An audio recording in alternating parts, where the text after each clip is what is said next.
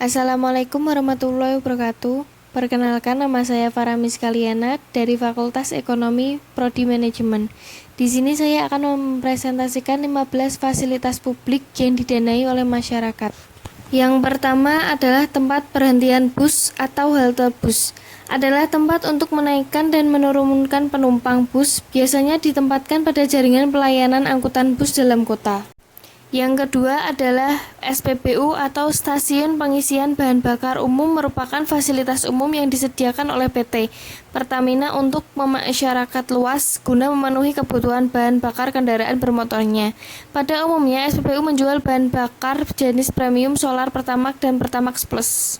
Yang ketiga adalah kelurahan. Kelurahan merupakan wilayah kerja lurah sebagai perangkat daerah, kabupaten, atau kota. Kelurahan dipimpin oleh seorang lurah yang berstatus sebagai pegawai negeri sipil.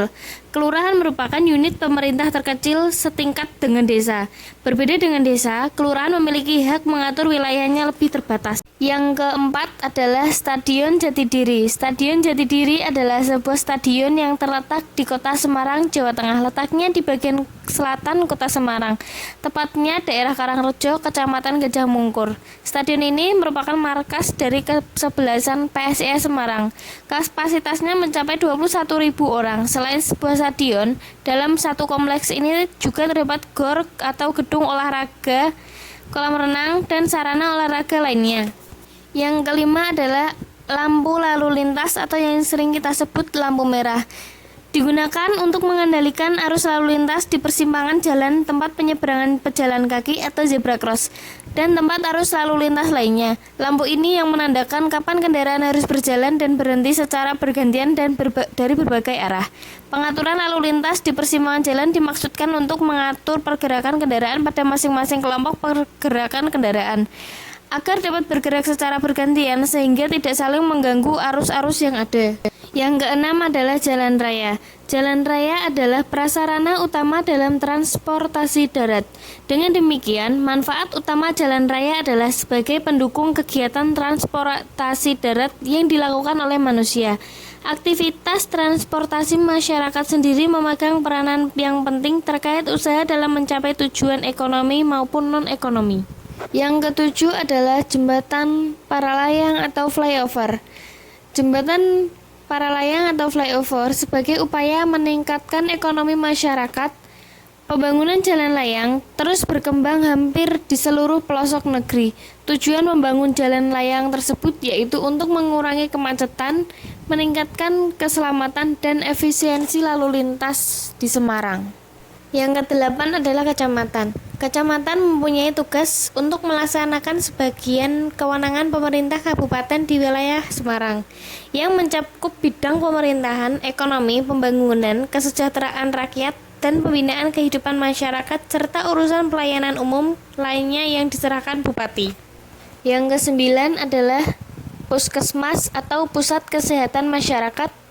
Pusat Kesehatan Masyarakat adalah unit pelaksanaan teknis dinas kabupaten atau kota yang bertanggung jawab menyelenggarakan pembangunan kesehatan di suatu wilayah kerja atau departemen kesehatan.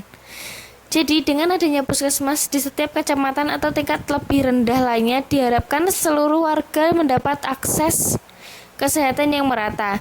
Puskesmas ini adalah unit pelaksanaan fungsional yang berfungsi sebagai pusat pembangunan kesehatan, pusat pembinaan peran serta masyarakat dalam bidang kesehatan, serta pusat pelayanan kesehatan tingkat pertama yang menyelenggarakan kegiatan secara menyeluruh. Yang ke-10 adalah stasiun kereta api.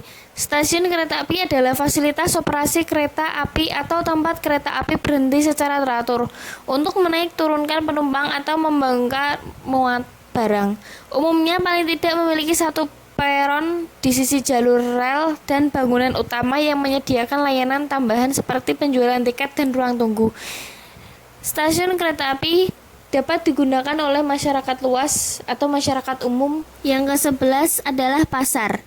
Pasar adalah sebagai tempat untuk bertemunya pembeli dan penjual untuk melakukan transaksi jual beli barang dan jasa, atau suatu pengaturan di mana dua pihak atau lebih terlibat dalam pertukaran barang, layanan, dan informasi disebut pasar. Idealnya, pasar adalah tempat di mana dua pihak atau lebih terlibat dalam pembelian atau penjualan. Yang ke-12 adalah kantor pos. Kantor pos adalah fasilitas fisik tidak bergerak untuk melayani penerimaan, pengumpulan, penyortiran, transmisi, dan pengantaran surat dan paket pos. Kantor pos menjual benda-benda pos dan filateli seperti perangko, kartu pos, amplop, dan perlengkapan untuk membungkus paket. Yang ke-13 adalah kantor polisi. Kantor polisi adalah kantor pemerintahan yang menangani tindakan kriminal dan melayani pengaduan masyarakat atas gangguan dan tindakan yang tidak diinginkan atau kehilangan barang seperti dicuri atau dirampas dari pihak yang tidak diinginkan. Yang ke-14 adalah KUA atau Kantor Urusan Agama. Dalam melaksanakan tugasnya, maka Kantor Urusan Agama berfungsi sebagai yang pertama, penyelenggara statistik dan dokumentasi. Yang kedua, penyelenggara surat menyurat, kearsipan, pengetikan, dan rumah tangga kantor urusan agama kecamatan.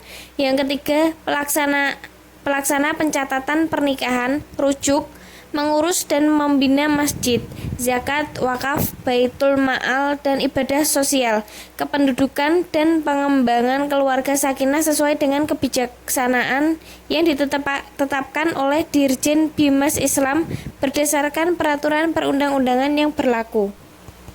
Yang ke-15 adalah taman. Taman memiliki banyak manfaat, diantaranya fungsi ekologi atau paru-paru kota.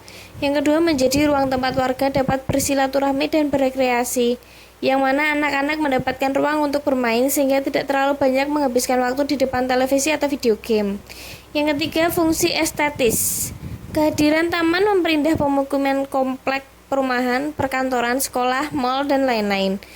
Yang keempat, dalam tata kota memiliki fungsi planologi, dapat menjadi pembatas antara satu ruang dengan ruang lainnya yang berbeda peruntukannya. Memenuhi fungsi pendidikan, taman menjadi ruang tempat satwa dan tanaman yang bisa dijadikan sarana belajar. Demikian presentasi yang dapat saya sampaikan. Cukup sekian dan terima kasih. Wassalamualaikum warahmatullahi wabarakatuh.